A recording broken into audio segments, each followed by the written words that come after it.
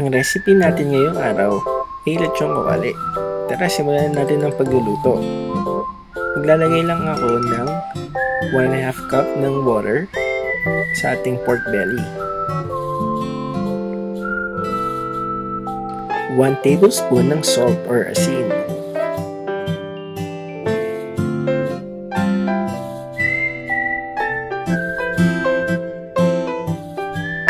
Crushed garlic,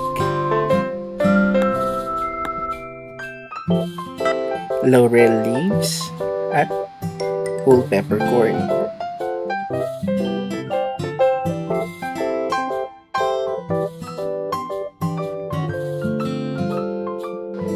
Maglalagay din tayo ng 1 tablespoon ng Knorr liquid seasoning. Knorr, baka naman. Sponsor naman dyan.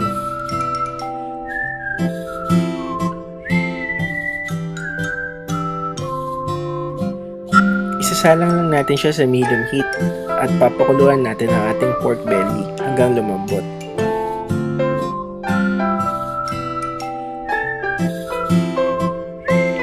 After 10 to 12 minutes, kailangan natin baliktarin para lumambot naman yung kabilang side. Kung bago lang kayo sa aking channel, paki-click naman yung like, paki-share din, at higit sa lahat, mag-subscribe naman. Suporta naman dyan mga guys.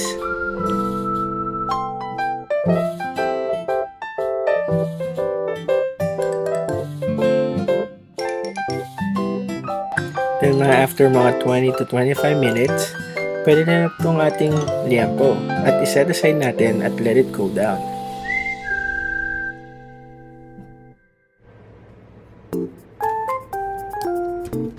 Tapos tusukin lang natin yung balat para maging crispy yan mamaya.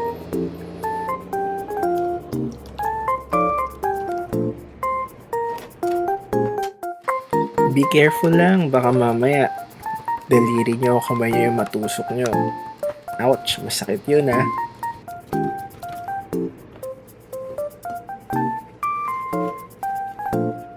Ito-dry lang natin yung excess liquid ng ating pork using paper towel.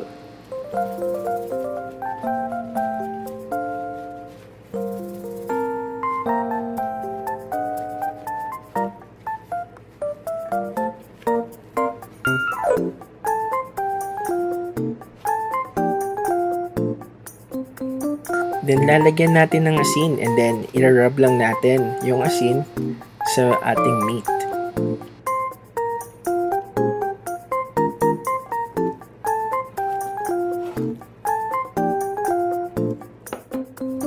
Yan, massage lang bago natin iprito.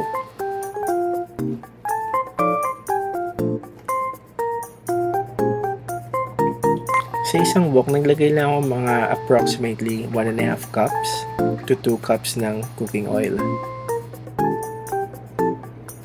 At sikreto ko dito para hindi maging matilamsik ang ating pork, naglagay lang ako ng mga 1 tablespoon ng flour and then saka ko piprito yung ating liempo.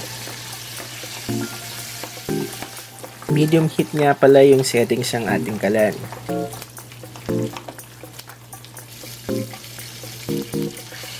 Pinirito ko lang siya mga 10 to 12 minutes per side.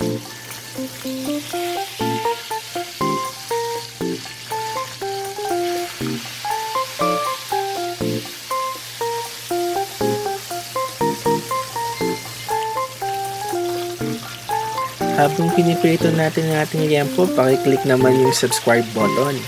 At click mo na rin yung notification bell para updated kayo sa bawat upload ng mga recipe.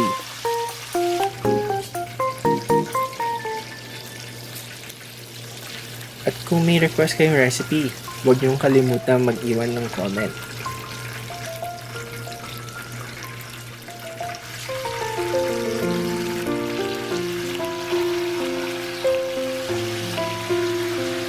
Yan, luto na ang ating lechon kawali.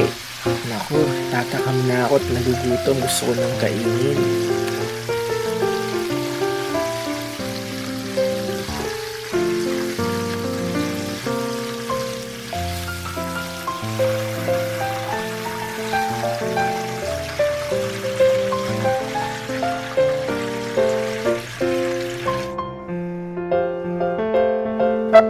let it cool down for about 5 minutes bago nating hiwain ang ating liempo. And then, ready na to i-serve.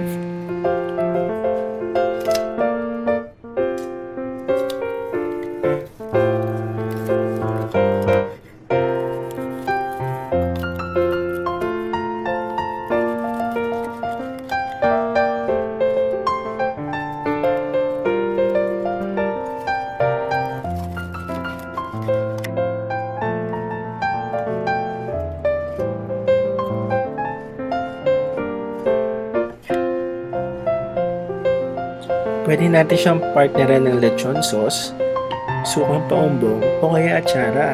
Nako, tara, kainin na natin.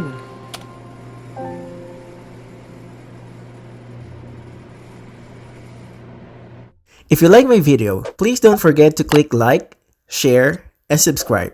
And don't forget to click the notification bell so that notified kayo sa bawat upload ng video ko. Thank you for watching!